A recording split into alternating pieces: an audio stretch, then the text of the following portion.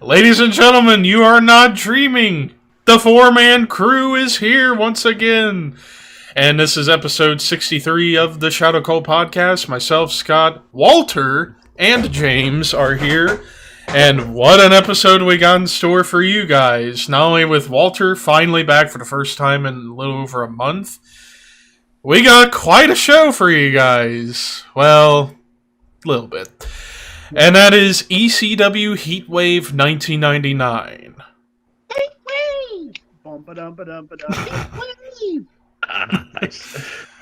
And already in the chat, everybody's going crazy. Walter's back. Mm-hmm. And by everybody, I mean Arthur Jones. He's a draw. How can they miss you if you all go away? This is the biggest. This is the real big news. This is the big return, not CM Punk. Nope, it's all Walter. Damn right. Not John Cena. No. It's Walter. Yes. Yep. Never mind that shit. Here comes Walter. Dun, dun. But I figured before we get started with everything, a couple of notes. We actually decided to change up a few things for the month of August. So next week, instead of doing SummerSlam 2001, since James is going to be covering that on From the Vault during the month of August, so we decided we're going to do 2 top 10 episodes back to back in one night next week. First, top 10 favorite or best SummerSlam main events, and the top 10 most disappointing matches in SummerSlam history. So that will be next week, and also, it's my birthday weekend where I'm going to be 27. Oh, Jesus Christ, but anyways. Okay. You're a baby. You young fucker. Yeah, you're a baby. Just relax, will you? Last week. I don't feel like a kid. And I have no room to talk, but I have no room to talk, but you're a young fuck still. Yeah, exactly. You're still a young fuck, so too sweet. We're the old guys. That's right. But then those guys that tell me and Scott were babies. So. Yeah. Mm. But Curtis is still ancient. This is true. That's true, yes. Love you, brother. And Chip. And Chip. Chip's older than all of us. Your age. And JP is fucking ancient, too. Oh, JP, yes. Yep. JP is one of the ancient elders. Yep. Wrestling. He's a true elder. Get off the bed, you lazy bum. Oh, notice I still have my headphones on. That's because I finally got a adapter with a Bluetooth thing, so I can use Bluetooth and not have to worry about wires.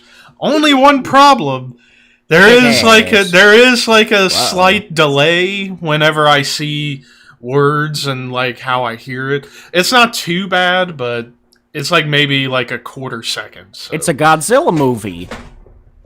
Let me in. Let me in. I meant to change my shirt and put that on tonight. I forgot to. So I'm representing Bills Above in the meantime. And I'm not only with... which trust us, we're going to be talking about that later on. Oh, we yes, we are. We've got a show to...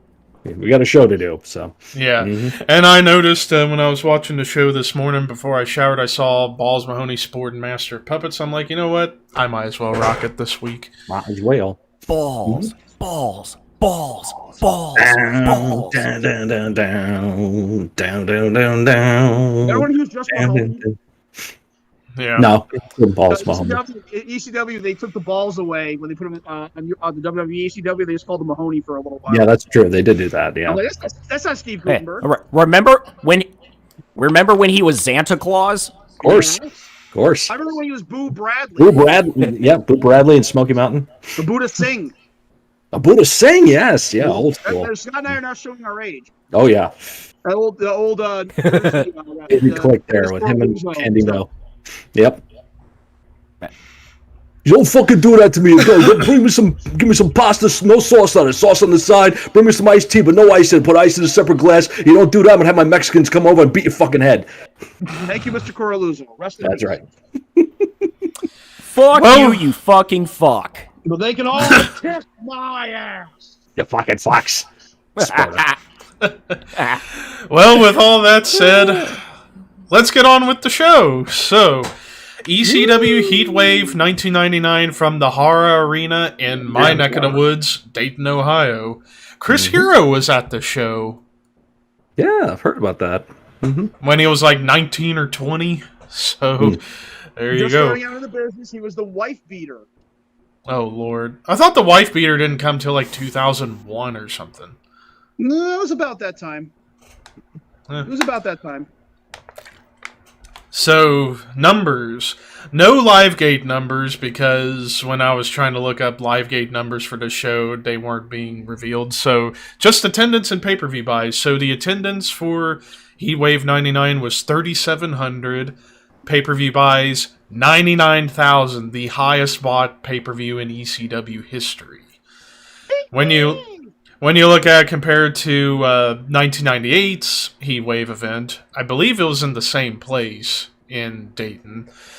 The attendance was lower, but the pay-per-view buys were higher. And as far as in comparison to the rest of the shows of 99, attendance third highest, with pay-per-view buys being the highest. So, business-wise, well, yeah, attendance lower right. than the year before. I was right about with it Dayton the year before. Yep. All right, so while attendance, lower than the year before, pay-per-view buys, I mean, it's the highest bought pay-per-view the company ever had. Oh, a timeout for Walter. I might have to take a timeout here in a little bit, too, but... We heard a deep, sustained, explosion right before I came on here, and I think it just happened again. Oh, the whole neighborhood heard it. Holy shit.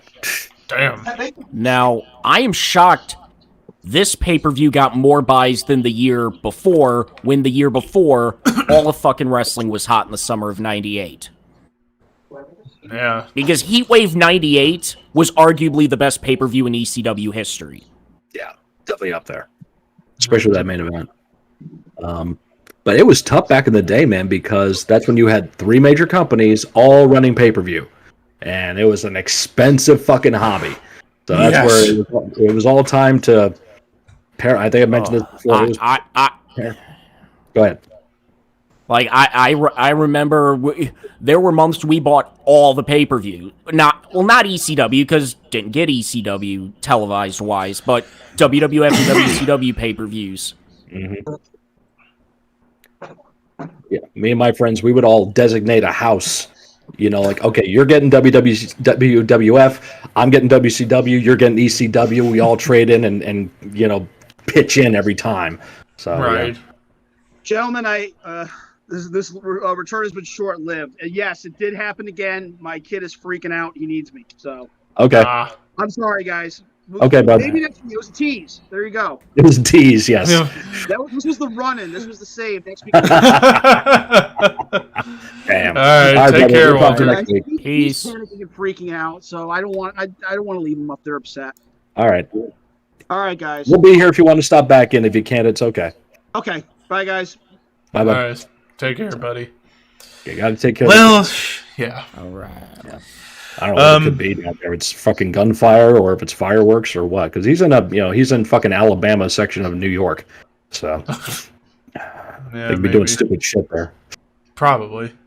Yeah. Well, with all the numbers discussed, now let's talk about the show itself. So we kick things off. Time out here. Let's get into a little bit more of the time frame here, because the important factor of this show is that you could say this is actually the beginning of the end for ECW, because a big factor of this show is hounding the fact that they're all going to TNN. They're getting national television for the first time and all that fun stuff, and it's just constantly hammered throughout the show.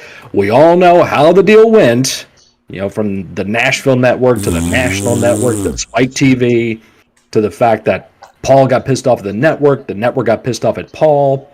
They were just a test subject to see if wrestling was going to fly on the network, as was mentioned in the Rise and Fall of ECW DVD. Vince was going to bring Raw to Spike TV and not too much, long after this. Also, you've got the Dudleys on this show, which would be gone within the next couple of months. And they're 6 months away at this point from Taz debuting at the Royal Rumble. So you've got three of the biggest stars going away. The TV deal, which was hopefully going to be the be-all, end-all became the end-all of the company eventually. So, yeah, it's very, very weird time. And this is also where they're really starting to hotshot talent. It's really you're going to see a big influx of young talent, and they're going to do everything they can, Paul and mostly Dreamer, to get them all on the shows as often as they can. The title gets bounced around a lot, the world title. It just plays hot potato to a lot of guys because they're trying to get guys exposure so they can get guys jobs because they know the inevitable is going to happen.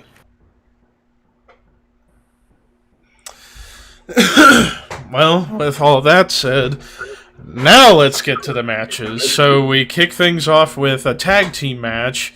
We have Owen Hart's frat boy brother, Danny Doring, and Roadkill. Nice. With Angelica, who we would all know would become Lita less than a year later, versus the team of Chris Chetty and Nova. And Chris Chetty's little ditty at the beginning of the match, it's like, what the fuck? Yeah, actually, Chris Chetty was actually part of a tag team a couple of years prior to this I remember seeing them on house shows called the Erotic Experience. And it was him, and I don't remember the other wrestler, but it was him. He's basically wearing his Erotic Experience outfit when he comes out with the hat on and the cape. So you never really saw these guys on television. They were just kind of a thing. It was a favorite of Taz, give my first cousin some work, brother. So, yeah, just to get him out there. And they were a fun tag team. I remember seeing the Dudley Boys kill him at a house show in Middletown, New York, which I have on tape, by the way. But, so that's kind of where that's coming from. Yeah. And before the match started and before Chetty and Nova came out, we had this promo with Doring trying to defend Angelica and propose to her and all this shit. But then we get the match itself, and I thought it was a solid opener. Nothing offensive, but nothing crazy. It was what it was at the time. You had Nova, who was known for innovation. Can't spell innovation without Nova. That was the deal. And you had Danny Doring, which is known for all these different moves that he was doing. And you got to give credit to Joey Styles trying to get all those names on there. Panty drop elbow and bareback and buggy bang and all those freaking names and gimmicks those guys had back then for their different move sets. It was crazy. But yeah, good finish. That happens in there. A lot of good team tandem stuff there that they would become known for. So, and Nova's not sloppy Nova here. He's starting to transition because he got in great shape coming up at this point. He started really trimming himself down and getting serious on diet and working out and all that stuff. So, which eventually would lead to Simon Dean. You got it. The Simon System.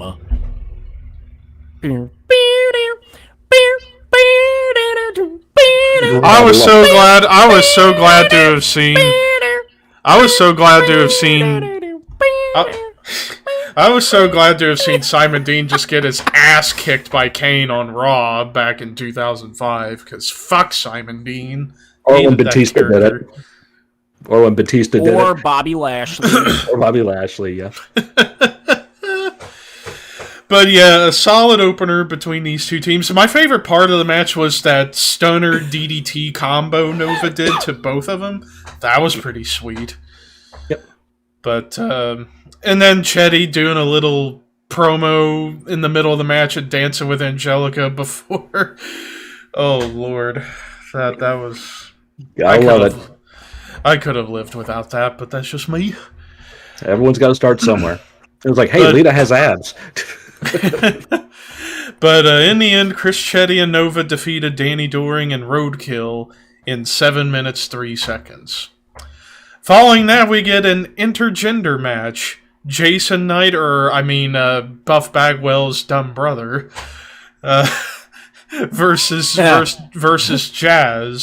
Jason Knight versus Jazz. And as I've said in the past, I'm not really a huge fan of intergender matches, just for the mere fact that you put a guy who's super big up against a small woman. I can't buy into that. The only people I could buy, especially in today, like in WWE, the only women I could see working against the men, Nia, Raquel Gonzalez, Charlotte, and Rhea Ripley. And Tamina. Yeah, and Tamina. Yeah, everybody else... No. That makes sense. And China was the best example, and thank you. The Dark Crystal, how are you doing, miss? Yeah, she brought up China. Yeah, and she was great for that role at the time. So. Oh yeah. But yeah, I'm particularly not a fan of most of these matches, and it's like Jazz. Yeah, she's tough, but kind of small in size. But she would get bigger. She would get much bigger. Oh yeah, in the next couple of years, yeah. But yeah, and Jason Knight got to shout him out because he was the trainer to me and Walter's good friend William, who wrestles as Bobby Ocean on the Independents in the Northeast. So love Bobby to death, and yeah, Jason was his trainer. I know Jason. Did he? I know he had cancer. I don't know what his status is. I don't even know if he's still alive, honestly. I don't even know what his status is these days. To Google, Jason Knight. The interwebs. Yeah, he's still alive. Okay. Yeah, he's still alive. So, thank God for that. But yeah, this match, it was just... couldn't really get into this match too much. The crowd couldn't stand Jason because of his pompous ass, and they were getting behind Jazz. And, we see another intergender thing later on in the show, which kind of made more sense. But we'll get to that when we get to it. But yeah, this was just there to help Jazz get some kind of experience because she was, legit tough and was one of the boys. She got a lot of cred in the locker room and had a lot of respect. So. But in the end, Jazz with the X Factor, as they call it, the Jazz Stinger, countering the Powerbomb, defeats Jason Knight in 6 minutes 33 seconds. So, and then after this match, Cyrus, or Don Callis, whatever you want to call him, would join Joey Styles at commentary for the rest of the night. And I think as far as a duo, kind of underrated, because Callis being the fucking dickhead heel, while Joey being the great babyface, it worked. It worked with these two. And he's I really still enjoyed being a the great dickhead heel all these years later. Yes. Yeah. Like... Here's a guy that got out of the wrestling business and started working for the Canadian government.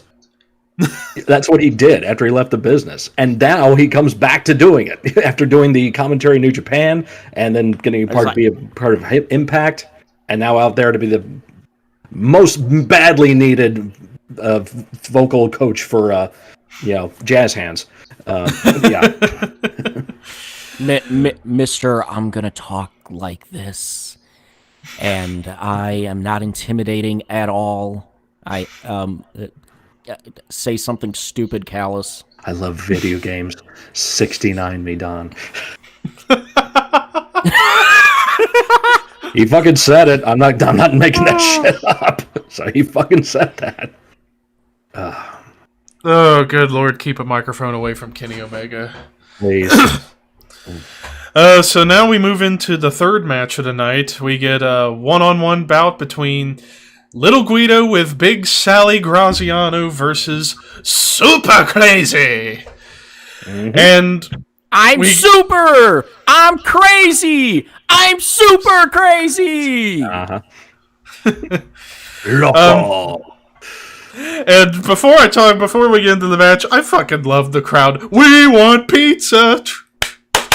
We want pizza! All that Guido. Where's my pizza? Yep. Where's my pizza? That and the counting along in 10 in Spanish when he's doing the punches. Oh, that was so good. Yeah. That stuff. Missed that shit so much. That was so much fun. Yeah, and thank you, Crystal, for the pizza emotes. So there you go. But yeah, after a solid opener and a man match, we get a really good one between these two. Like, holy crap. And always the thing I kept seeing all the time with Super Crazy and ECW was the moonsault off the balcony of wherever they went. Yep. And nailed it perfectly on both Guido and Sally. And yeah, like I said, really fucking good match between these two. It's like, anytime I saw these two go at it, I can't think of a bad match between these two. Even when they did tags and stuff like that, just like instant chemistry. And fucking James, or Guido, is in such great shape here. He would get a little doughy later on in his career, and don't we all? But, yeah, it just looks absolutely phenomenal in this match. But in the end, Super Crazy defeated Little Guido in 12 minutes, 31 seconds. But, Here we go. Here we That's the go. part of the show that this show is if there's one thing that makes this show memorable, it's what happens before the next match. Yeah. Because it's that time of all the Yep, because the Dudley Boys in ECW was known for not only putting people through tables and all that stuff, it's for getting the crowd to fucking hate them. This was the peak of that. Yes. So, holy fuck. I mean, I watched this promo before watching the show last night. Oh my god, like, heels of today can only wish with a fraction of their hopes and dreams to get the heat the Dudleys got on this night. Holy fucking shit. Like with quotes like, there's a daughter whose mother taught her how to suck dick. I could go on and on, but holy shit. Confronting fans in the front row. Come on, you fat, bald motherfucker. How do you know his name? Joey, why are you laughing? I'm not laughing. And then getting right and then spitting at each other. Holy shit. Oh my god. It was incredible. And then Joel Gertner, good lord, his shtick. Phantom of the Opera. Yes. And well.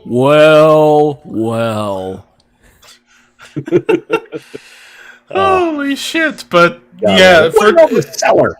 Yeah, so for those who have not seen this promo, go to YouTube and type in Dudley Boys HeatWave Incident. Oh my god, it's one of the best promos I've ever seen, but yet very controversial, but I love me some controversy. Near riot. Yep. Damn near. And they would cause that a lot of times that wasn't even recorded. Mm-hmm. This was recorded for all of history. Yep. Yes. And then, so now we move into the next match of the show, the first of two championship matches of the night for the ECW World Tag Team Championships. Champions the Dudley Boys with Joel Gertner and Sign Guy Dudley versus the team of Spike Dudley and Balls Mahoney. And also during the match, at one point, Bubba outside throws water or spits water at the crowd, and the lady's like, "Fuck you!" But with all that, and then also Balls' promo was fun little promo before the match, and then we get the match. Another really good match between these two teams. I feel like these two had, the match they had after this, I liked more because of the memorable double flaming table finish they did to Spike. I used to have that match on tape. They tried to do that with this one, but couldn't get Balls' fat ass up by themselves. No. But, yeah, these two just fantastic brawl between these two. And the thing that I saw in both of these matches, Bubba wiping the blood of whoever he cut open on his face as like war paint. That was a cool visual. Been there, done that. Not proud of it, but yeah, I've done that. In heat of the moment, it just happens. Yeah. Yeah, and also the it got a little repetitive though with the fighting in the crowd because it's called taking a walk. It's called taking a walk, and that's more for the live audience. They can really get into it and get excited about it. When it's on TV, it's kind of all over the place, and you got to make sure you're shooting it properly. And as they get back into the ring, there's some mistiming there. Like Balls is in position to do the 10 punches way before Spike is in position to get on Bubba's shoulders and do it to him. So it's like this long, drawn-out process waiting for the other two to transition somehow. Finally do it, then power bomb off the top, Spike, spine buster, and all that stuff. So it gets a little raggedy in there. And then finally we get to the finish, which you'll now relay to everybody. How about I let you relay that? Let's see. I'm trying to remember the finish. No, it's transition. They go for the 3D. 3D gets blocked. Spike hooks acid drop while Balls hits Nutcracker Sweet simultaneously. And the great thing that I think ECW pretty much invented, the double count. Yes. 1, 2, 3, and crowd fucking pops. Crowd Oh, fucking yeah. pops out of nowhere on that one. So it's like, or did they? Hold on a second. I'm sorry. Did they pin them there or not? Was that not the finish, or was it? No, that wasn't. I'm sorry. I got it wrong. That's a double pin, and the referee got pulled out of the ring. Then there was another transition, and it was a double roll up. That was the 1, 2, 3, and that got the crowd. That got the crowd there. It was they like, holy shit. They didn't think that was gonna be the finish, and that's like a Raven thing. That's like Raven and Tommy would do stuff in the ring with each other, to where it's like, we're going to make them think this is the finish, but we're going to kick out, and that's going to piss everybody off because they're so smart, and then do like a second finish that they didn't see coming. So that's what they do with this one. So that's why I got that up. But in the end, Spike Dudley and Balls Mahoney defeat the Dudley Boys to become the new ECW Tag Champions in 15 minutes, 41 seconds. And then post-match, we get the flaming table spot, but yeah, Bubba couldn't get Balls all the way up and dropped him on his head while Spike went through the table. And then Bubba tried to keep the fire going to try again, but the lighter fluid and the flame just went, fuck you. You don't have a lot of time with that lighter fluid. Once you put it on, once the flame they have to do it instantly because that shit burns away so fast. So that's why it's always like touch, grab, up, down. Otherwise, it's going to burn out and people are going to be pissed. But then there's more. New Jack shows up and goes to town on the Dudleys. And with that shitty fucking overtub music on Peacock. I hate that shit. I hate it too. But while you guys move on to the next match, I will be right back. I gotta go unload some groceries, and I shall return. Okay. Go on, man. So James, where should we go next now? Should we talk about some of the backstage promos? You talk about some of that stuff. Because we get a promo earlier on the show. The beginning package of the show is all about trying to hype, stuff. The first person you see is Taz. He's out there doing his shtick and going over, he's going to choke out Tajiri and all that stuff. And like we said, it wouldn't be much longer for Taz to be in ECW, so this is starting to see the end of his run. We saw Nova and Chetty doing promo. Go ahead. Oh, I was just gonna say No, it wasn't the next pay-per-view. That was his last paper. Everyone thought the next pay-per-view was. It was the November to Remember. That was his last pay-per-view. This is him and RVD. Came back as like a one-night surprise. Yeah, I believe so. Yeah. Right, because he drops the belt to Tanaka and Awesome in that one month later, isn't it? It's at is that Anarchy Rules in September. So yeah, Thank you. So he drops the belt there. Comes back November. Wrestles Rob Van Dam to put him over, and then he's gone. And then he's gone until they need him to take the belt off Awesome. And so we also you've got everybody is also doing who's the next big hot star in the company, because they know that this is the pay-per-view that they're going to be hyping the shit out of the TNN deal to get them on TV. So they have to really get everybody exposure. So when they go on TV, people know who the hell they are. So you get promos from the Impact players, which was a lot of fun. You get promos from Steve Corino with Tajiri, Rhino. Oh, jeez. Remember back then, he was my rookie monster, Rhino. That was his original gimmick in ECW, the rookie monster, along with Jack Victory in the wheelchair, which is classic. Love that from Jack. And then all the other promos there to get people exposure and get them going in the show. So, and we have to also talk about too the a little bit more about what you saw with Don Callis and Joey Styles, because there you see that they're just working, they're just improvising. It's not scripted like you see now. It's like back and forth. Joey's feeding him, and Don's coming right back with some kind of crude line or something. Oh my god! Oh. During the Guido and Super Crazy match, where he says, "I thought that was a Boston crab, Joey. No, it's a Sicilian crab." What? Sicilian crab? It's a gimmick. It's just like, oh, Sicilian crabs. I think I had that once.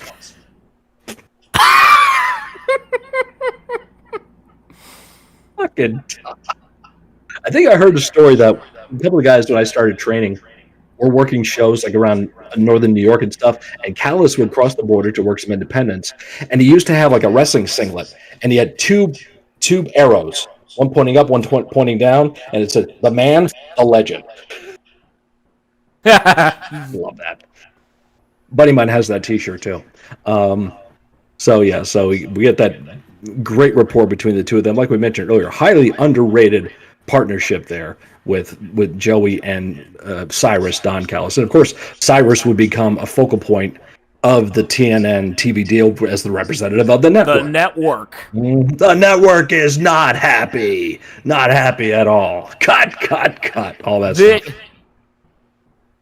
This show is canceled. Mm-hmm. Yep. See, and this show is going to make air this week. I'd like to take this opportunity to thank you for watching ECW. You have to be a fan of ECW to watch the show because God knows this network hasn't put out one press package or one phone call to let you know we're here. But that's their scheme of things. And so forth. Paulie's famous. Are you ready to throw us off the air yet, pig fuckers? Hey, network, I dare you to throw me off the air. Because I'm going to break every rule you put in front of me. And that was Paul trying to get kicked off because he knew he couldn't negotiate while they still had a contract. Once they got booted off, he could probably negotiate a new deal, but we knew it wasn't going to happen.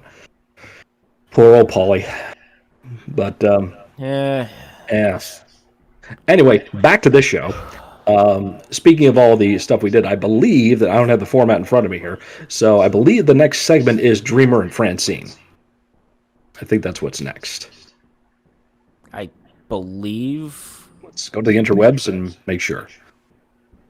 Yeah, our research guy took off, folks. He has to help put the groceries away, so we're kind of in our own world here. So please forgive. A promo, honey. Yeah, Dreamer cut a promo. The New Deal. Carino interrupted. Okay, so we ended that segment. So we got the promo segment with Dreamer and Francine. And it's mostly Dreamer putting over ECW, putting over the crowd, the fans that have supported ECW, because since they've been on pay-per-view, they're getting this TV deal and all the exposure, and saying how I saw this one pay-per-view, it sucked, this other pay-per-view put me to sleep, this is the standard bearer for pay-per-views, crowd goes crazy. And then Tommy starts doing his fake cry thing, where he can't wrestle anymore and all that stuff, and Francine is almost in tears, blah, blah, blah. And then here comes a young Steve Carino. And very weird coincidence we have going on here, because we're watching this pay-per-view in 1999, July of 99, and there's a young Steve Carino. Here we are, 22 years later, and now happening in North Carolina at Premier Wrestling Federation, it will be Colby Carino wrestling Steve Carino. Father versus son. For the company's championship. And apparently Steve has gotten permission to do this. And Carino fucking looks like Luke Harper now. He looks like Brody Lee. I could not believe when I saw him. He's got the beard and the long hair. And like, what the hell happened to you, dude? I have not seen a recent picture of him. Look it up. But if I saw, it's like, oh shit. Yeah, legit, dude. Long hair, long beard, fucking looks like Jesus. So it's really weird. But yeah, they're having the Premier Wrestling show is happening. It happens in North Carolina, in front of a lot of people. But you know, it is what it is, and they're getting exposure. But Colby's their champion. Put the challenge out to anybody, and the audience, I believe, actually requested Steve, and he came out. And they had a promo. And, you know, Steve can promo, and they set up this match. So it's going to happen sometime next month, I think. So just really weird that to see Steve Carino then. And to see that now he's still going to be wrestling too. And he's in better shape now too. Finally, you know, stopped eating 5 Sundays.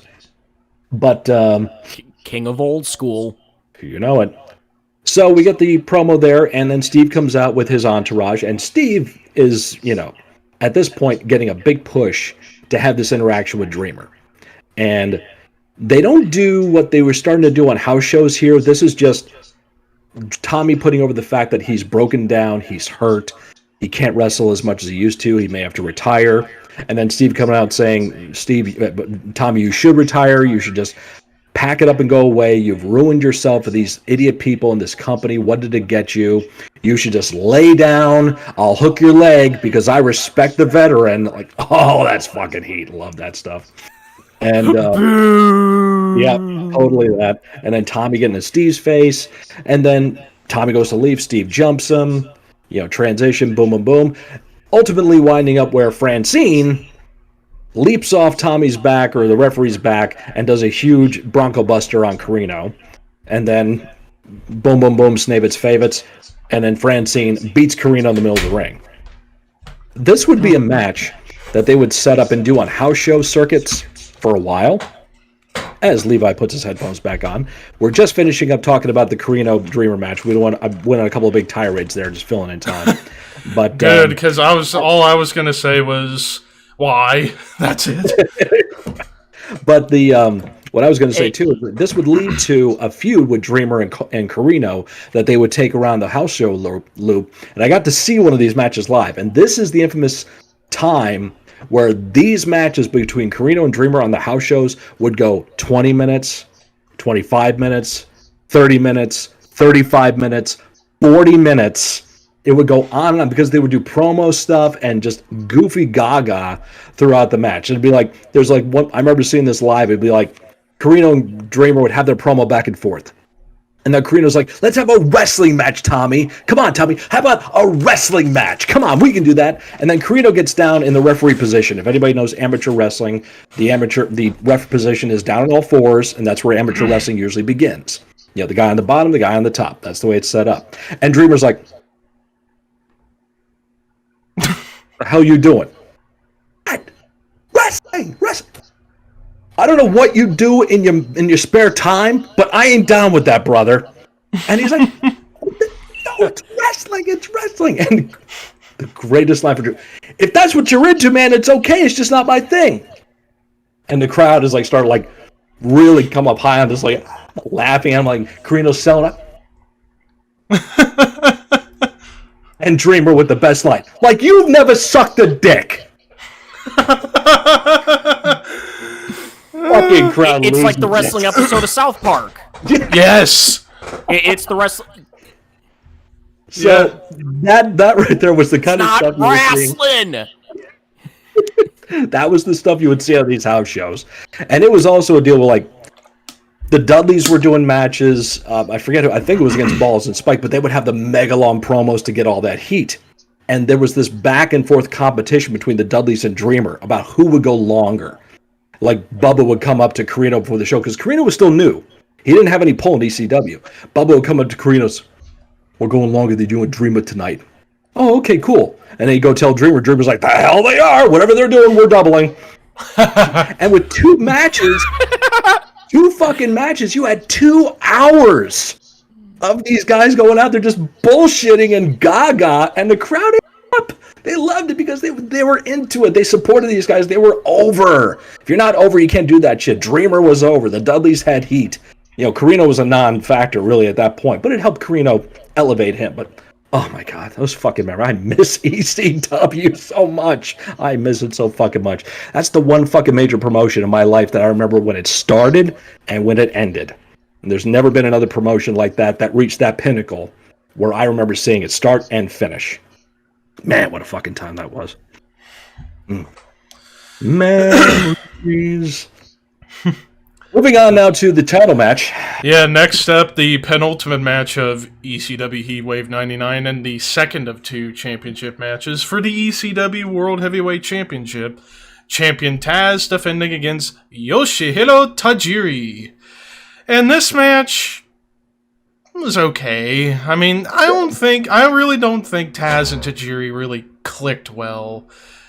At least to my estimation, watching this match. It's just like, I mean, it wasn't bad, but it wasn't that good. It was just okay. Although the ending sequence was pretty fucking intense, you know, with Jack Victory in the fucking wheelchair and Taz rolling him down, and then he gets up to the ropes and runs back, throws the fucking wheelchair at him. I'm like, good lord. Wow. And then the stiff ass kicks from Tajiri on Taz, backing him up closer and closer to the table, and then hook him, throw him, break him. Suplex through the table, and then I don't get why they did this part where Taz goes up to the entranceway, grabs, I guess, barbed wire off the set, and they zoom in out wide, and then Taz puts the Taz mission on with the barbed wire. Yeah. And it was deemed to be too extreme for pay-per-view. That's why they had that long, wide shot. Having the barbed wire, I mean, it was not enough thing to put a guy through a burning table. That was fine. But to actually have like the barbed wire wrapped around his face, his throat, all that stuff, and then choking him out with it and everything, that was deemed too extreme by the pay-per-view companies. So that's why Joey is audibly calling, stay wide, stay wide, stay wide, which was the plan. So there was some kind of underground footage you could get of that show that had the close-up of it. And it was just, now it would be tame. Nobody would fucking give a shit. Yeah. After we just had a fucking pizza cutter incident on AEW television, that was tame now. With the Domino's commercial right after that. Oh, God. that was, wow. I fucking died. Wow. Gotta go to a commercial break. And it's Domino's. Oh, my God. That is brilliant. You have a pizza cutter in a match, then the first commercial you see is about pizza. Jesus criminy. And then apparently WWE ratted an AEW out to Domino's, and Yeah, they dropped them. And yep. Go figure. Wow. Marketing! Bitch move, Vince. Play move, bro. although, to be fair, they could have sold a bunch of Domino's pizza. Oh, absolutely. Yeah, absolutely. Yeah, that's fine. And I love Domino's. Not as much as Papa John's, but I love Domino's. Oh, really? I like Domino's better. So. But both of them give me the shit, so I can't really eat that much anymore. Domino's. Boom, boom, shh. Boom, boom, But in the end, Taz defeated Tajiri by submission to retain the ECW World Heavyweight title in 10 minutes, 6 seconds. Did he win? I don't remember them like actually declaring him a winner. They just kind of stopped it. Maybe that was the finish. Because he does the choke out, and then everyone runs to the back to break it all up. He grabs the microphone, does his catchphrase, and walks off. So he never really won. Well, So, yo, I won because I won. It's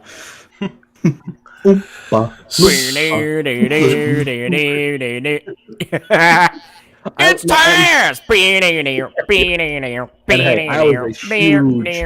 I was a huge fucking Taz mark, man. And still watching that stuff, I get into it. You know, I just fucking loved Taz back then. So, but yeah, do you see what he's doing now? It's just like, okay. It's like he went from one of the biggest badass motherfuckers on the planet, perception-wise, to now... Yep. 100 pounds heavier, and... He makes his living talking. Yeah. And here's a guy who legit, first time Paul Heyman ever put a microphone in front of his face in front of a live crowd, got in the back and said, "You motherfucking Jew bastard, you ever fucking do that to me again, I'm gonna fucking kill you." Legit. Never wanted to talk. He didn't want to talk. He was too afraid to. And what does he do for a living now? He makes his living talking. Mm-hmm. You never know. You never know. So now moving on to the main event of HeatWave 99, a tag team match. We have event of the evening. The Impact players, Lance Storm and Just Incredible, with Dawn Marie, oh wowie, versus the team of Rob Van Dam and Jerry Lynn with Bill Alfonso. And... That's right, Daddy, whistle, whistle, whistle. Rob Van Dam 420 means I smoked your ass. Fucking whistle.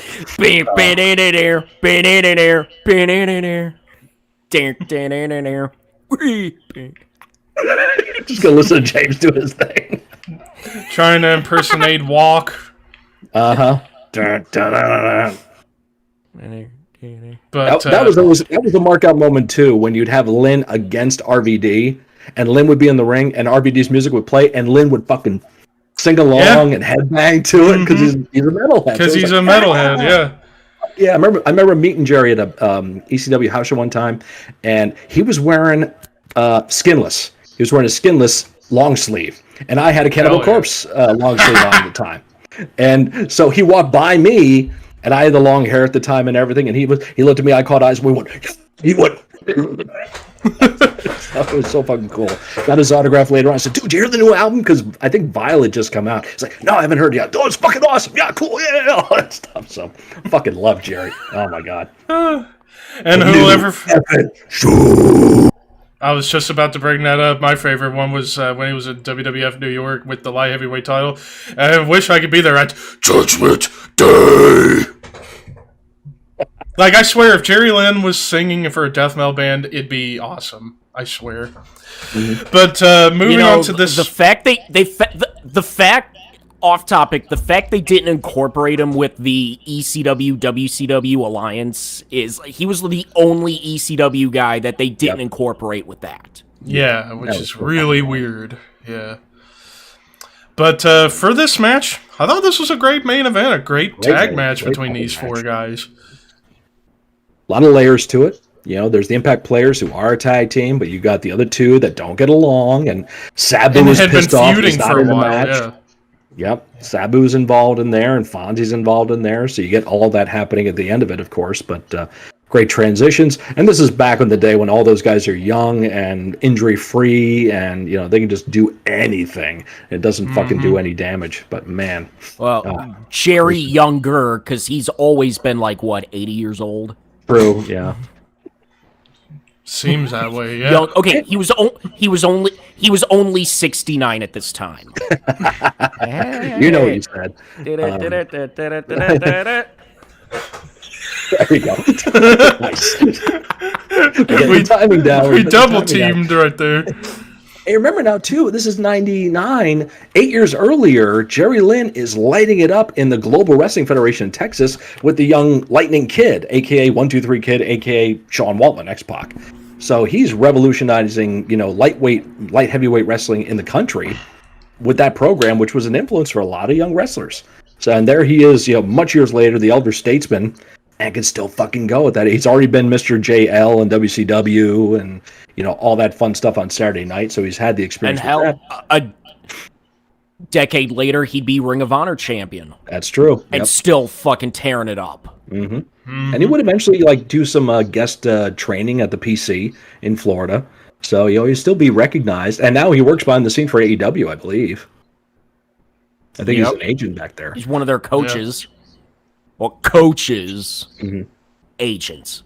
Agents, coaches, yeah. Because, Daniels is their... Yeah, producer, whatever, yeah. Because Christopher Daniels is their talent guy. So he's like the Johnny Ace. Sorry, Chris, to say that to you, but he's kind of there. That's his position in the company, and him and Terry are long. Hey, Cody, do you need more pyro? Mm-hmm. Yes, I need more pyro. What? Want me to shine your shoes, kiss your ass? Yes, sir. Notice I was trying to pull a lisp off because Cody still has a bit of a lisp. Not as much as it was 10 years ago, though. Yeah, he's working with the local coach, apparently. Yeah. But in the end, Rob Van Dam and Jerry Lynn defeated the Impact players in 21 minutes, 7 seconds. And then we get this wild brawl with Jerry, RVD, and Sabu, where Sabu's like, I don't care, I'll just beat up everybody. Mm-hmm.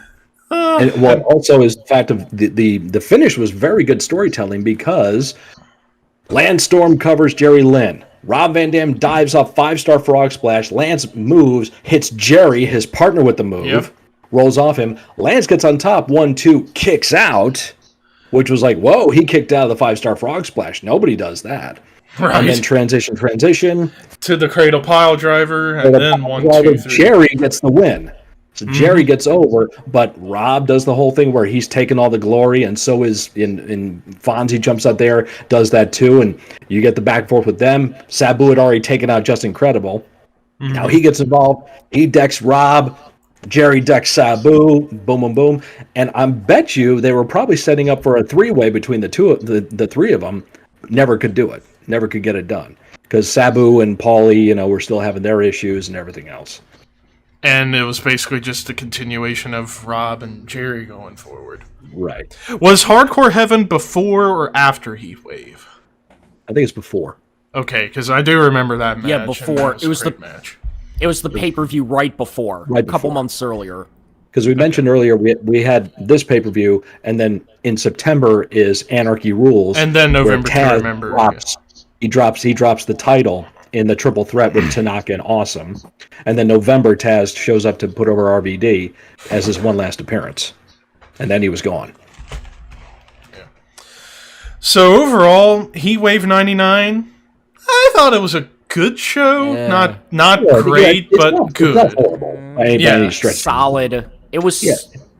It was a great representation for the company at the time. Because also, too, with this show was the fact of, all right, fuck introductions. We're going to have, like they have it with the show. You see the transition happen right at the end of the Carino Francie thing with Tajiri getting involved. Here comes Taz. We're going to go right into that match. You know, and all those other things that just happen without introductions. It's like make it one big flowing segment. So now on to favorite, least favorite, sleeper, and shocker of the night.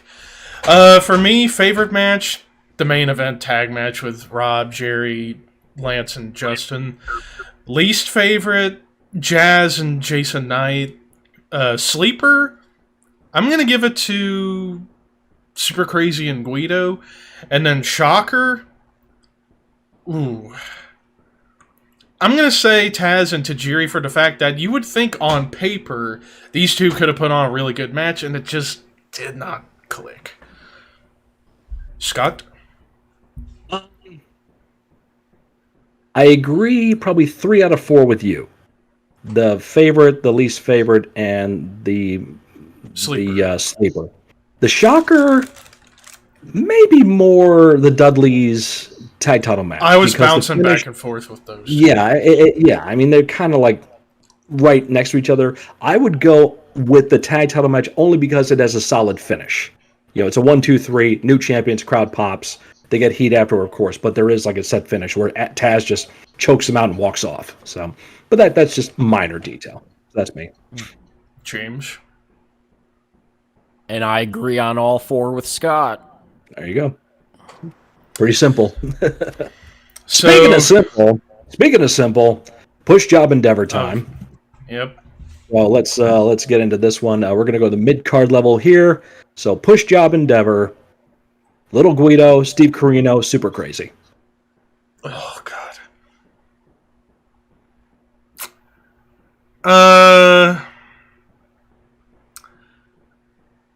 Damn. I'm torn with who I'd want to endeavor between the 3. I know who I could. I think for job, I would job Guido because he could still get heat, even in defeat. I guess push Carino and endeavor Super Crazy. Okay. I guess I'll go with that. James.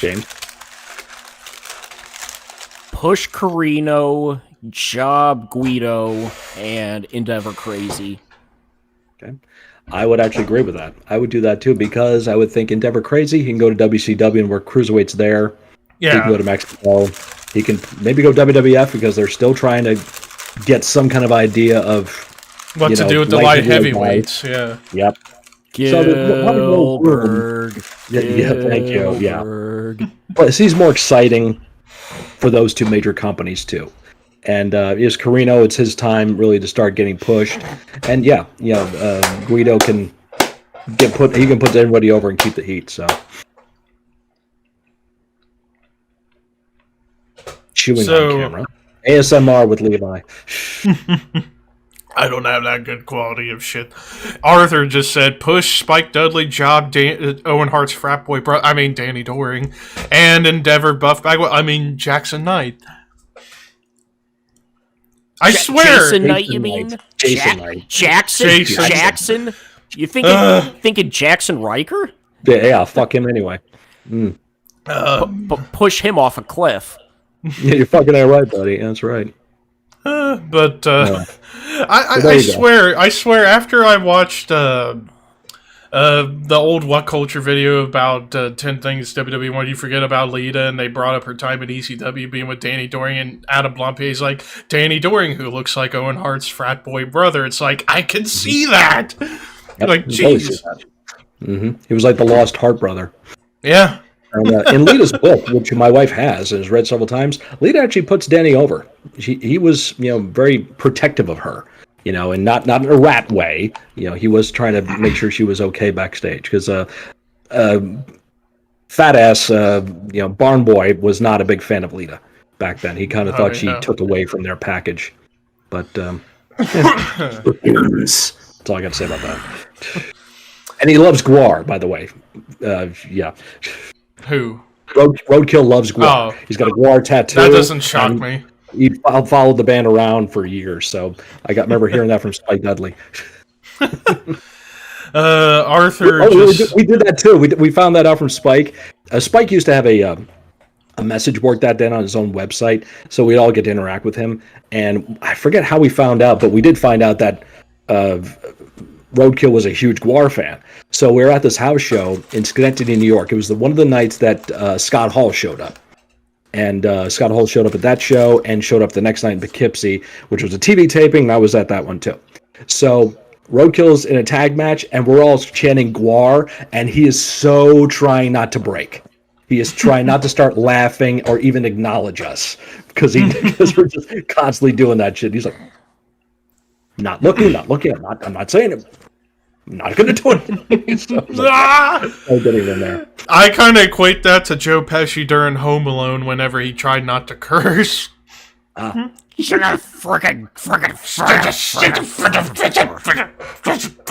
Yosemite Sam style. Goddamn motherfucker! But Arthur said his favorite match was Guido Crazy. Least favorite, he had no least favorite. Sleeper, the tag title match. Shocker, the opening tag match.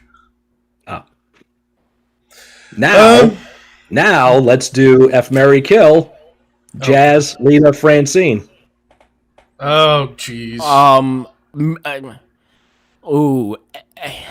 Do I F? Okay, if you marry Francine, you could also F her, so... No, that's not the rule. That's not the rule. That's not how you play this game. I already got mine. I don't want to kill any of them, but I guess game, I know, but still, it's like you put me on the spot. Mm-hmm. I guess fuck Lita, marry Francine, kill Jazz. I don't know. Mm-hmm. I really don't know. She didn't have any residuals yet. My wife say marry Lita. She didn't have residuals yet. So okay. F Francine, marry Lita, kill Jazz. Damn. All right. Well, I'm gonna say marry Lita, fuck Jazz, and kill Francine because goddamn, I know where she's been. So. But. Still looking good all these years later, though. Yeah, that's true, and she's a really nice person. I'm nothing against Jazz. I'm just with Francine. I'm just playing around there because I've heard she's really, really cool. So at this time frame, I have heard she had a little bit of an attitude because she was with Dreamer legit in real life at this point, and kind of was starting to get the big head. Like I'm with the big man here, so you all have to do what I say, that kind of stuff. But that eventually that went away. Of course, when she and Tommy went away. And now Tommy got Beulah. Mm-hmm. Still is with Beulah, isn't he? Yeah, they got the twins together. So. Yeah. Mm-hmm. So now... I was mentioning Stevie Corino has grown his hair out and got a beard. He looks like Luke Harper, Brody Lee. But Tommy's another one growing his hair out. He's got like the man bun thing shit going on Impact Wrestling. It's like, what the fuck, Tommy? Come on. Jeez. You're going bald like me. I just don't spray my hair. So, if I could, I would, but I don't. Well, now to the big story of the day. Yes. Story of the day. Let him out. Let him go. Fucking Bray Wyatt released. Why? I don't understand that at all. Why? And apparently he got himself in the best shape of his life, and now he's... Oh. He was supposed to come back next month. Same shit that they were doing with Alistair. Alistair Black was leaving on TV, and they were getting him ready to come back.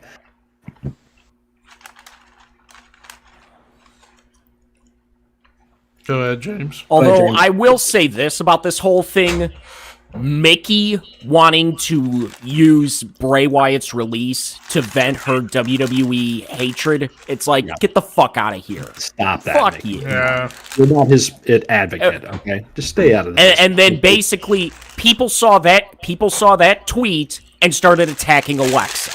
Oh, I wasn't attacking Alexa. Fuck you. Of course you It's weren't. like, I expect Gail Kim to be a cunt. I expect Maria Kanellis to be a cunt.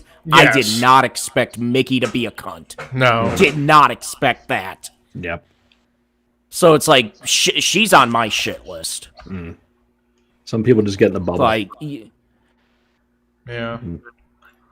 And I know quite a few of my friends from back then who I used to be friends with back then who were in the bubble all the time. And it's like, come on. Oh yeah, wrestling bubble. Bravo, dude. Thick and impenetrable. It's thick and impenetrable sometimes. And Yeah. you know, my philosophy is you have to have people in your life that keep you grounded, because if you get your head in the clouds while you're in the bubble, when it bursts, you got a long way to fall. So if you get people that keep you grounded when that bubble bursts, it's just like taking a step off the sidewalk, and life is back to normal.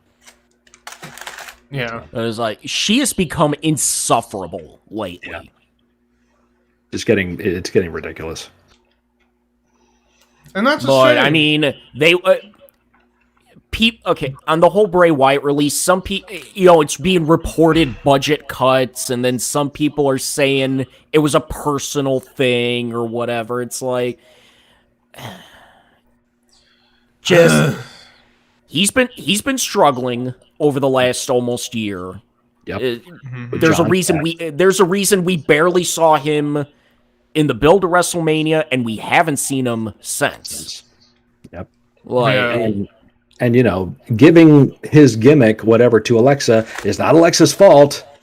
Everybody out there, that's Vince, that's the office giving her that gimmick.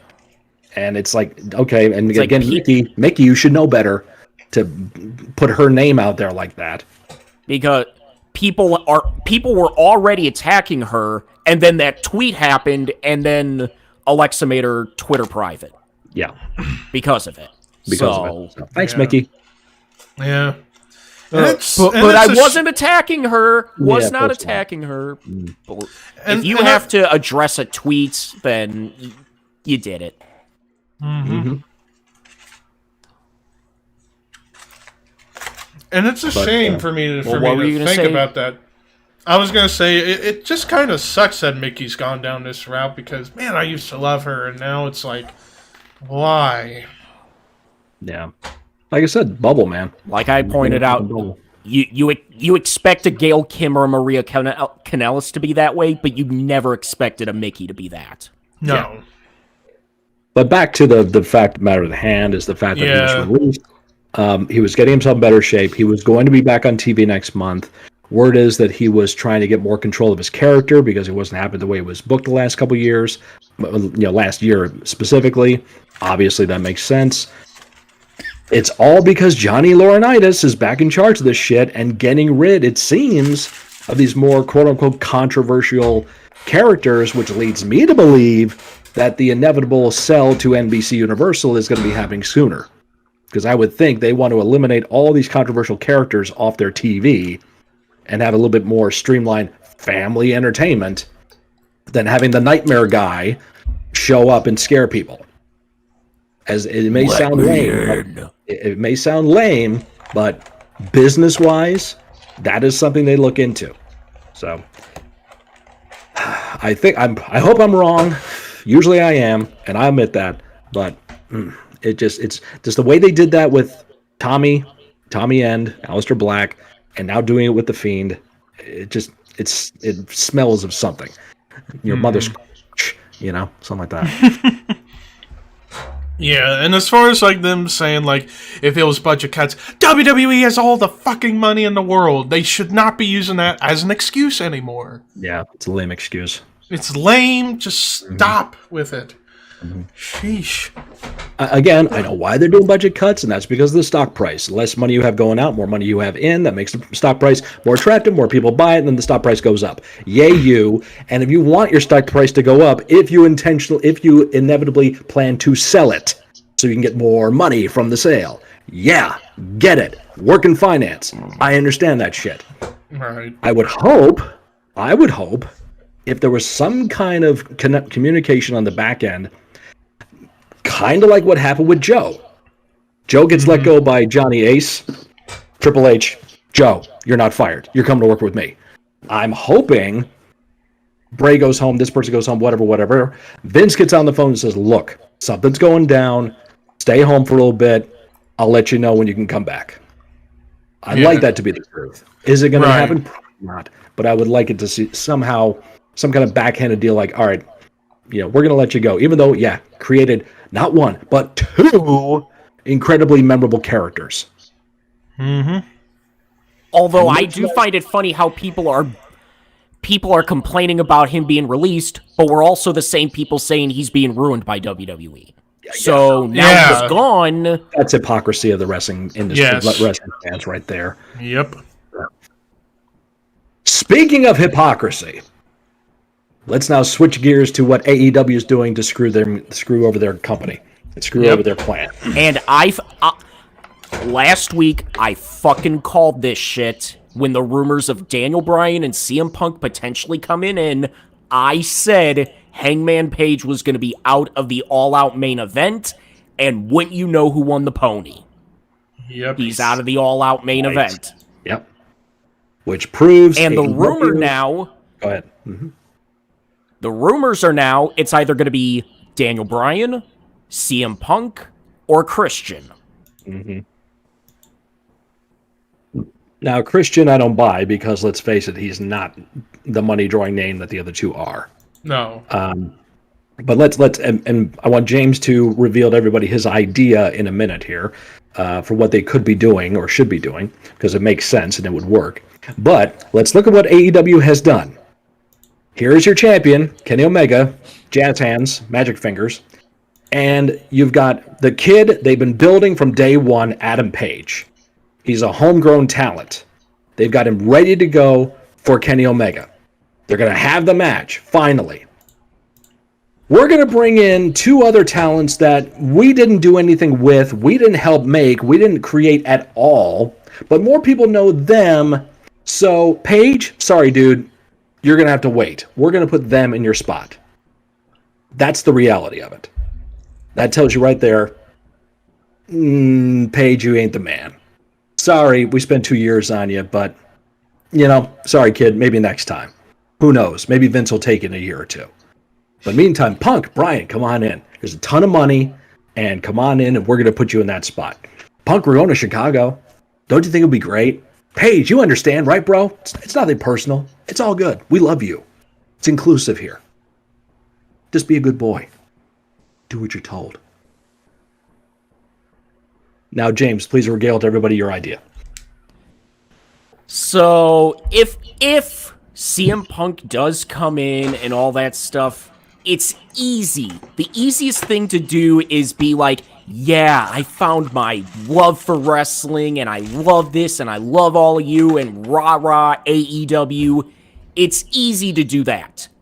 It's not substantial long-term. Long-term, if Phil Brooks is going to be a hypocrite, have CM Punk be a hypocrite.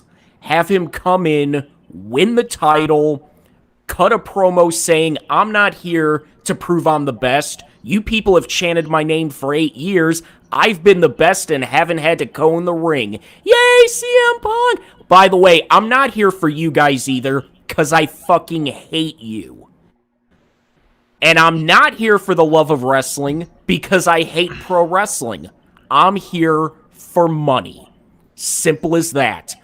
It's easy to get the fans to cheer him, because they're gonna cheer him. Yeah.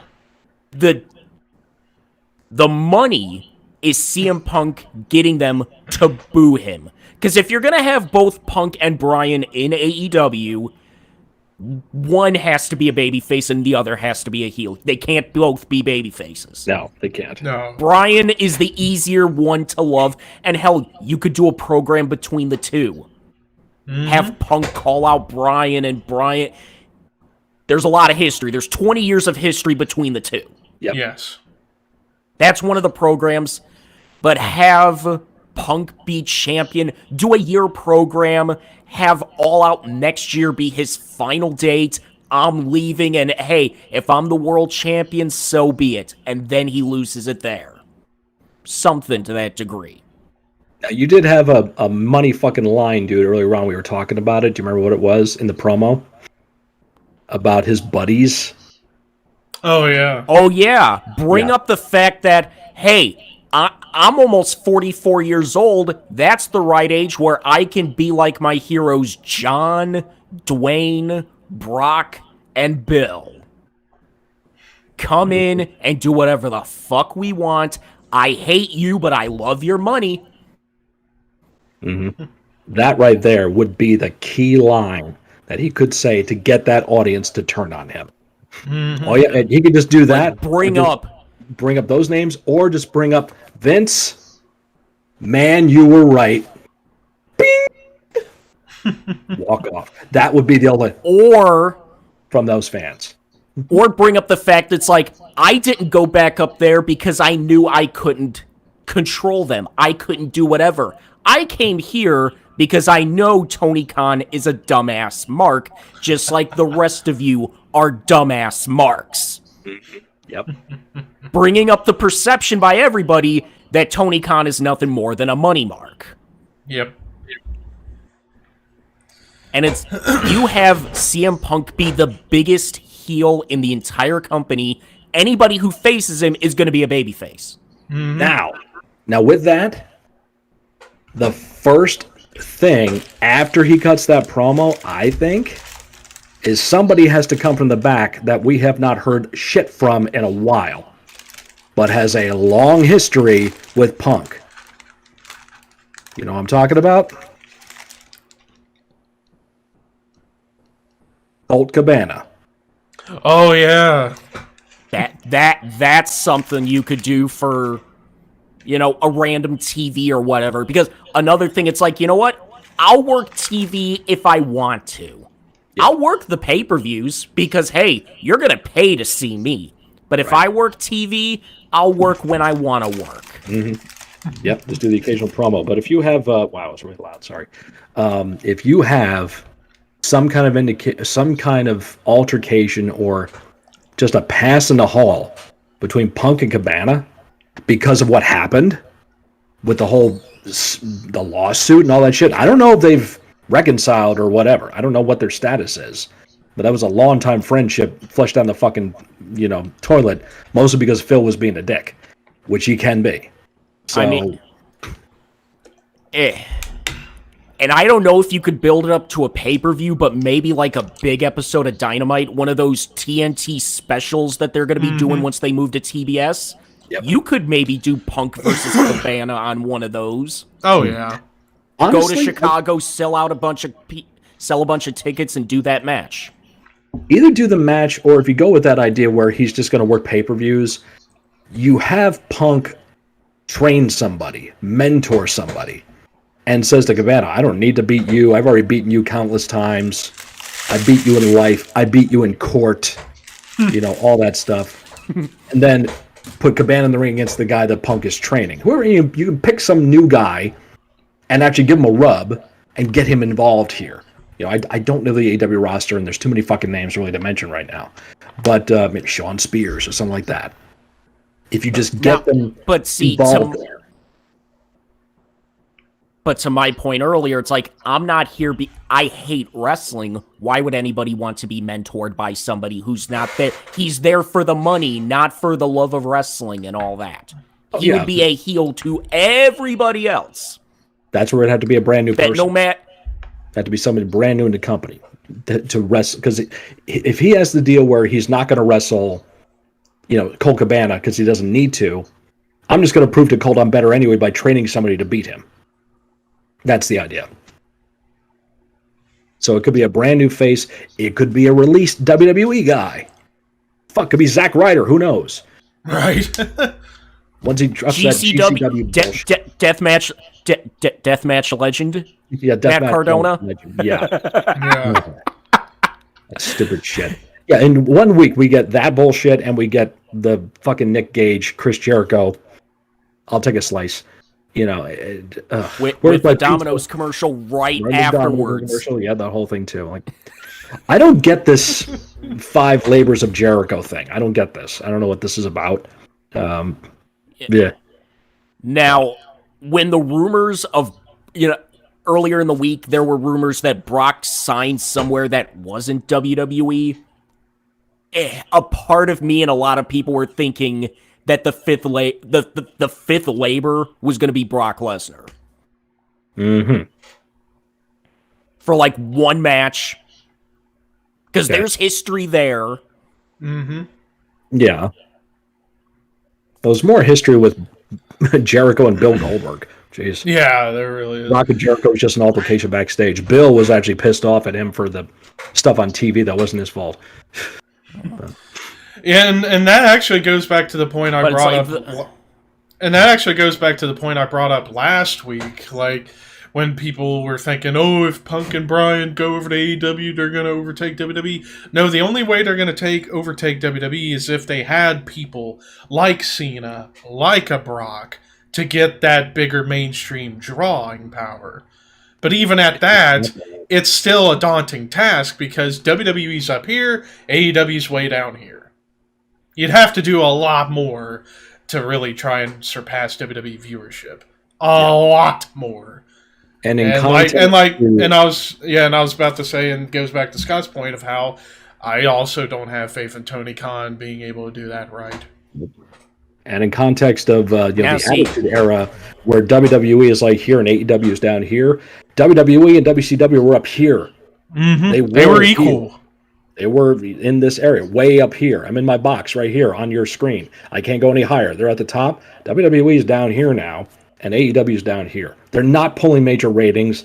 They're not drawing the numbers they did way back in the Attitude Era. So this is not a resurgence of of all that stuff. It's not. It just simply is not. I understand fans nowadays are jealous of people like me that actually lived through the Attitude Era when it was like this, but you ain't gonna get that now. Sorry. So get on with yourself. And you're never gonna get that again. Nope. It's never gonna happen. Nope. I mean, there is my whole thing with sorry. No, my whole thing with making Punk the biggest heel in the world, that's if I were to do it. I have no faith that they would do anything close to that, because rah-rah AEW, I found my love of wrestling again, and that's only going to go so far before the fans turn on them. And they'll turn on Bryan, too. They always do. The crowd is fickle, brother. That's from Gladiator. Yep. And the fans are already starting to turn on Cody. Oh, imagine if took this long. If he beats imagine if he beats Aleister Black this coming week. Yep, they'll kill him right off the top. Mm-hmm. But Cody is not Jeff Jarrett, people. He is not Jeff Jarrett. No, he's not Triple H. He's different. Yeah. He's not in the world title scene. Once he turns full heel, he's going to be the world champion. Yeah. Yep. After all, it's like ever since Cody announced that AEW was happening, it's like, oh, it's only a matter of time before he's world champion there. Mm-hmm. I'm just shocked it's taking this long. Well, because his other buddy has it. Omega has it. So Omega ain't going to drop it right now. They got to do some elite bullshit. And what, are you going to turn Omega babyface after all this shit? Yeah, they tried that, didn't work. It's like that. All that makes me wish that the Miz would show up in AEW once and just cut a scathing promo on the Elite, Cody, Omega, the Bucks. Oh, yeah. Be like, you guys only got over by doing something that isn't yours. Basically, the same promo he cut on AJ. Yep. You want to know? You want to know why AEW doesn't draw more than my company? Look in the mirror. Mm-hmm. Yeah, and now they're doing Bullet Club stuff in Impact because they brought in Jay White. Oh, that's right. Yeah, they did. Yeah, I saw that. Yeah, which is Too late. Nobody cares about Bullet Club anymore. It's not over anymore. Like, for all we know, they could do Omega Jay White at All Out. Yeah, probably. And that's nice, but it ain't going to have the same impact. No pun intended. And then, it's like, John Moxley, how you doing, brother? Hey, you having fun? You enjoying yourself? After you got to be a world champion, whatever you're doing that run he had not that long ago that nobody talks about, nobody cares about anymore. Yeah, great work, John. I bet you're really happy with yourself. And of course, I'm also seeing a bunch of people say, well, if they put Punk and Bryan against Omega, of course they're going to put Omega over. It's like, okay, then why the hell are you bringing them in? Why? Exactly. Yeah. If you're gonna bring them in and put them against Omega, they need to win the fucking belt. Because you're in a lose-lose situation. You really think Punk's gonna lose his first match back in 8 years? Nope.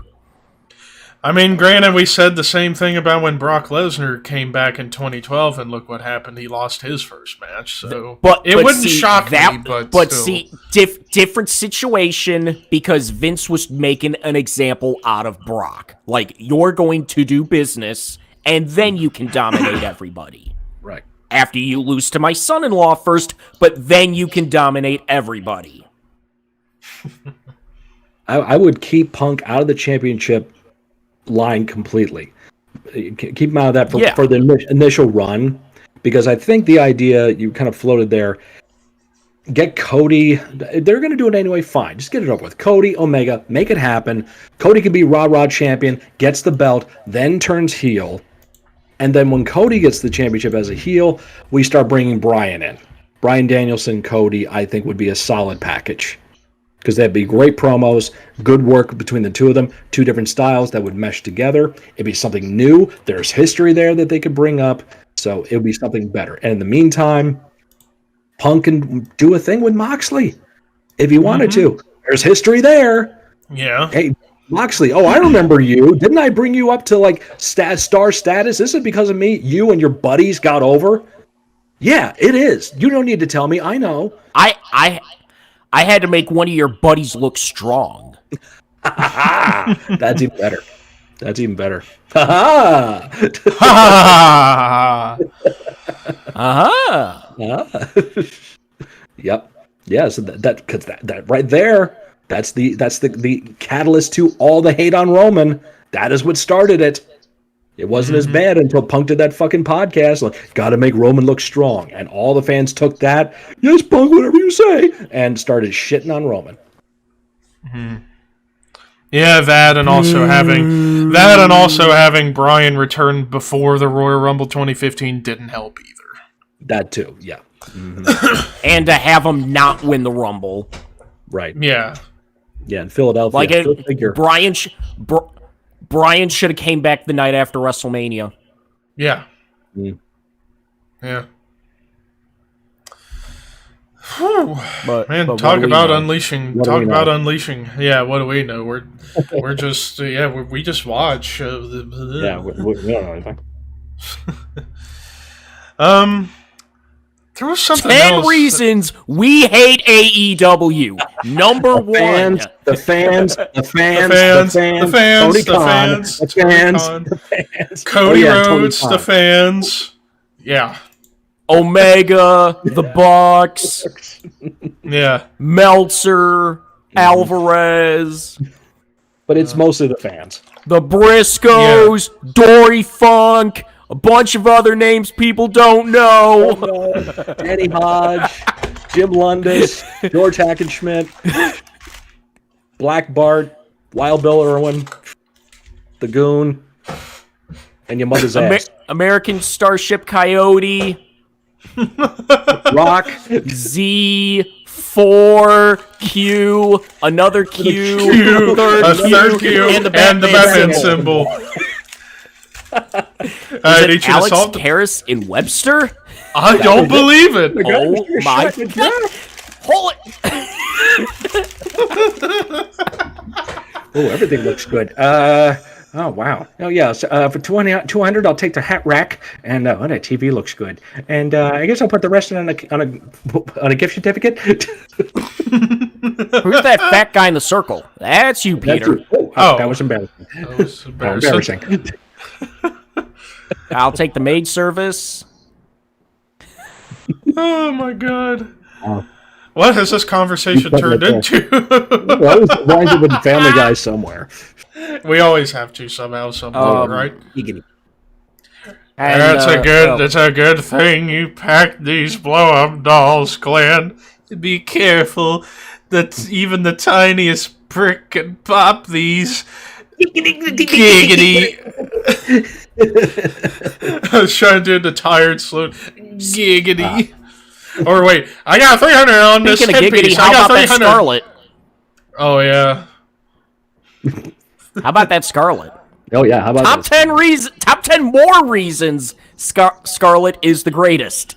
Number 1, Scarlet Bordeaux. Number 2, ass. Number 3, more ass. He's gone. He's out. Zeb Bellringer, I hope you enjoyed the fanboy stuff because it's going away. It's all going to Scarlet. No, it will never overtake Zev. Zev, baby, you're old news. Ah, my shoulder. Or just old. Yeah, probably that too, yeah. Or just really old. Just really, really old. Nothing surpasses Zev. Scarlet's a close second, though.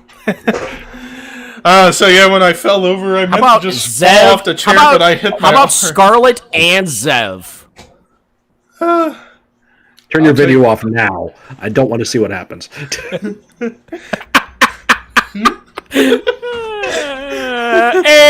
we're off YouTube. And we're done. It's Heroes of Wrestling all over again. Oh God. Yes. Time to buy the website. We're off YouTube. Ah, son of a bitch! Mother. God damn it. Anyway, I can't think of a better way to end this now. that's cool. Jackass. Jackass, yeah. Helen, how's it going today? I'm feeling a little Randy over here. Not Randy Savage, if you know what I'm saying. I like to see what's going on under there. You baking biscuits? You want to get in the kitchen and get it hot for me? Let's have number 13 right now. Cut that, please. Clip that.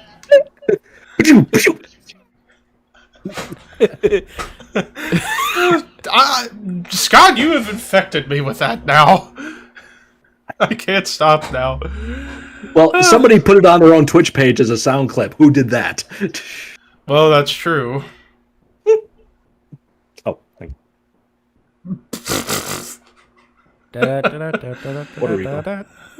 Anyways, oh my God, what is happening? What is happening to my Please leave brain? off. It's plug time. Yeah, it's plug time. So, first and foremost, subscribe to the Shadow Cold YouTube channel if you haven't already. Let's get to 100 subscribers, please. Come on, people. Come on. Help us. Yeah, Spread the help word. us. Spread the word, please. Help me help you. Help me help you. Help me help you. Help me help you. Help me help you. Help me help you. Show me the money. So, a reminder for next week. Show me your booty. Not you. So, a reminder for next week, we got 2 top 10 lists we're doing. The top 10 SummerSlam main events and top 10 most disappointing SummerSlam matches. Slash worst. Now, is it going to just be most disappointing or worst matches? I guess it can go. I mean, we can go worse matches, but it's just kind of be boring. But I would say, I mean, I think it's a hodgepodge. I think you just kind of say, Most a match that disappointing will work. It's like, okay, this match I was looking forward to, but it wasn't anything great. On paper looks good, didn't execute, that kind of thing. So 10 most memorable. Is it memorable main events only? Yes. 10 most memorable. Okay, main events, and then 10 most disappointing. Yep. So we're doing both next week because we're taking the following week off, correct? No, not Is the that- following week. It's the end of August. We're taking End of off. Oh, okay. So episode. So what's going to be the week after that? The week after that would be. I think that's still the gimmick. No, I meant the pay-per-view. week at. Oh, the week after the week off. Wow. No. that I'm is talking the week after the top 10s. Weren't we going to be taking the gimmick off and talking a different SummerSlam, or were we just going to not talk? Oh yeah, different a SummerSlam. pay-per-view? Oh yeah, different SummerSlam. We haven't quite decided on that yet. Yeah, I mean, James mentioned like the first one, but also, I mean, I made a miscommunication on my part, but I figured we could do the top 10 favorite SummerSlam main events next week, and the following week do top 10 most disappointing SummerSlam matches in leading up to That can work. SummerSlam SummerSlam itself. this That's what I was year, trying yeah. to get across before. So that's All my right. fault. Yep. To make that clear. So That can work. That'll August work. 7th. August 7th will be the top 10 favorite main events of SummerSlam. August 14th, my father's birthday, will be top 10 most disappointing SummerSlam matches, all leading up to SummerSlam this year on the 21st. And then Sunday, we're going to be doing the review of that show that weekend. Yes. Following weekend is when you're on vacation, the Yes. 28th. So then we would Very be good. back in September. September 4th. And yeah, September 4th. That will be. I might change that episode up a little bit. I'm not going to say what it will be yet, but everything else that I got written down for September, well, for the most part, like September 11th, go figure. We're talking Kurt Angle 2006, where he started in one place, ended in another place. The week after that, WCW Fall Brawl 96, the night we saw NWO truly take over, Sting walked out. And then for the 25th, now, do we want to do the heel episode, top 10 heels, or the tag team specialists? Is that our 69th episode yet? Well, let me double count. So tonight was 63, so next week 64, 65, 66, 67, 68, 69. No, 69 would be the Fall Brawl. Following week? So. Fall Brawl. Okay. Because that was the one we wanted to do. Like, we wanted to do like an ECW show or something Oh like that. yeah, on our reverse 69th. that. Yeah, reverse that. September 4th, Fall Brawl. Then it would Then. be ECW. Okay. So then the So- week after that, episode number Episode 70 will be our Would top be 10 a top 10 heels. Yeah. We'll do that. There We we, could go. do tag team specialists October. Yeah, we can do that in there. That's getting close to like Survivor Series time, so that's that's kind of what it's known for. Yeah. Because Survivor Series, we could be doing Survivor Series related lists. Right. Mm-hmm. Favorite teams, you mentioned doing that one. Yeah. All right, so that's a rough draft of what's to come here in the next couple of months. Now it is Scott's turn to plug. Right. Open wide, folks. I'm going to plug it in there. So you can please find me, It's Mr. Scott, on my YouTube channel, It's Mr. Scott. I got reaction videos and all kinds of other stuff happening on that channel, so please done that. I passed the 2,000 subscriber mark last weekend. Very happy about that. So moving on up in the world of subs on YouTube. Thank you, everybody out there that's done that. I'm also over on Twitch under It's Mr. Scott. I go on there and I jam on bass to various drum tracks and just kind of make stuff up on the fly and chat with folks. Recently went on there and had my very first hype train. Wow. No idea that would happen. So I was very grateful for that, to see that happen. Holy shit. But it was a lot of fun. So please come on over to the Twitch there and hang out there and just talk about bass and music and all kinds of cool stuff that happens there. You find me on Twitter and Instagram under It's Mr. Scott. And you also find me and our friend Walter Ball, who was in for a cup of coffee at the beginning of the show because he had to go take care of family business. You find us on the Necrocasticon Horror and Metal Podcast, which comes out every Monday by the Project Entertainment Network. We are available on all podcasting outlets. And the Necrocasticon is on Facebook, Twitter, and Instagram. And our buddy Walter Ball, you find him on Twitter at YourWaltBall. He's getting a little bit more active on Twitter these days. And he's also on Instagram, smokin_Walt_Ball, which is mostly pictures of his family and his meat. Not that kind either. Whoa! Why would you think that? What were you thinking? Yeah, what's wrong with you people? Prevert? James. You can find me on my YouTube channel at We Are Pro Wrestling, where I just did an episode on Sid Vicious in the WWF. Starting next week, I'm going to be doing all my SummerSlams, where I'm going to be covering SummerSlams 1990, 1998, 2001, and 2007. So you can find me there, and you can find me on my Twitter at WAPW_wrestling, where you'll get updates, links, whatever the hell it may be. So follow me and subscribe to my channel. Nearing the 10,000 subscriber mark, less than 500 away now. Nice. And if all goes according to plan, I may have a different kind of video coming up next week where I'm going to be getting a brand new belt. Not going to be telling what belt it is. You'll just have to check it out. He's so, not talking about what you get at Kmart or Walmart, folks. Nah, it's a belt that's metal and leather and kind of expensive, but check it out. Might be seeing it. So subscribe, follow, do what you will. Levi? All right, well, you can subscribe to my YouTube channel, ThrashManiac99. Just recently hit 3,100 subscribers. Now that Marvel Studios Cup season is over, at least until October, I need to figure out what to do for the next couple of months beforehand. So what I'm thinking about doing is bringing back my old series ranked mode, but in just focusing exclusively on albums of bands and stuff. I'm trying to decide what one I want to do first for the return of that series. Also been trying to figure out what game I want to do a video game series for coming up in the future, whether it be on PS2, PS3, or PS4, or on the computer. I don't fucking know. I need to figure some shit out because I'm kind of in a writer's block for the most part with that kind of crap. But, yeah, of course, Horseman Podcast going strong. I think the next episode, we're hoping for next Sunday on my birthday. Hopefully I can get a hold of Jeremy Wagner from Broken Hope to be on the show. I haven't heard back from him yet, but we'll see what happens. If not... He might be at a convention happening right now in Virginia called Scares That Care, which is an annual horror convention / charity that happens. A lot of my buddies from Necrocasticon, Tom Clark, Skip Novak, are both down there right now representing and shilling their stuff down there. So you can find Scares That Care online, find him on Twitter and all that stuff to get the information. He might be down there right now. So if he's there, that's probably why you're not hearing from him. Yeah, that could be it. Then you can follow me on my dead Twitter account at ThrashManiac99. You can follow me on Instagram at ThrashManiac_YT.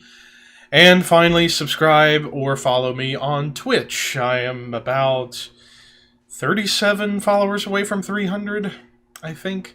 So we're getting there, slowly but surely. And I will be live on there tomorrow night.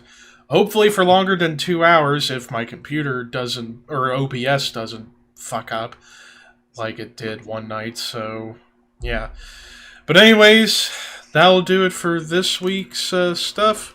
We shall see you in the next one on my birthday weekend. I feel like an old bastard even though I'm not, but that's neither here nor there. Shut up, Levi. I say what I want. It's my This is what body, an old bastard damn it. looks like. This is what an old bastard looks like. Look, okay? you can't call yourself an old fuck until you hit at least 35. At least. And even then... And still, technically, I'm middle-aged. So. Anyways, we're gonna go now. We'll see you next week for top 10 SummerSlam main events.